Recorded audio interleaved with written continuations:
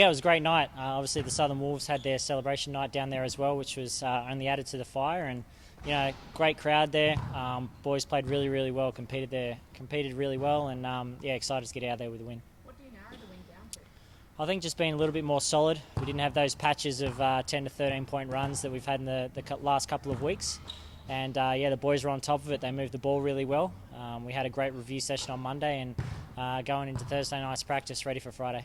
Was it nice to get a little bit of distance between you and the other team as opposed to a closer game? Yeah, absolutely. I think that's the first game that's been outside of 5 points for probably ever this season for us, besides the Knox game. So, it was good to, like I said, the boys put on a great performance and put it all together. Good chance to get a couple of wins in a row too, mate, against Ringwood. Well, yeah, I hope so. Going into Ringwood, they got some great players, obviously led by Tanner Krebs and Angus Glover. They got some imports and some athleticism, so I have our work cut out for us this week, but excited to get back down there to Creek Road and hopefully get another win. And what do you do to combat those two and their influence on the game, I suppose, particularly? Yeah, I think just being aggressive, and at the end of the day, they got to guard us as well.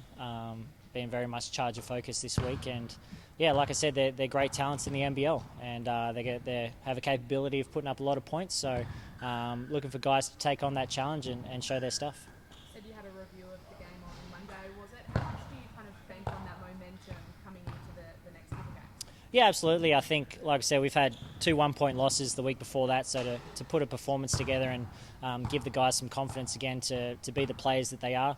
I thought Geordie Stratzman was great. Didn't score a lot of points, but he was phenomenal defensively.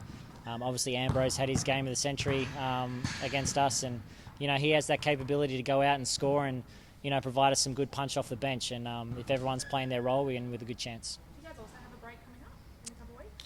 Yep. Yeah. How does that play in terms of momentum? Is it going to come at an unfortunate time, or you wait and see how that? It's just part and parcel of the season. There's always breaks. There's people away. There's always, that's just NBL 1 basketball. And like I said, we're still going to train throughout that week, and it's not going to be a rest week for us. We'll use that time to get better, and we'll come out the other side as well. What is the break for? It's just no game. Birthday? Is it Queen's birthday or Labor Day or something? Like a long weekend. Yeah, long weekend. Yeah, I don't know what it is.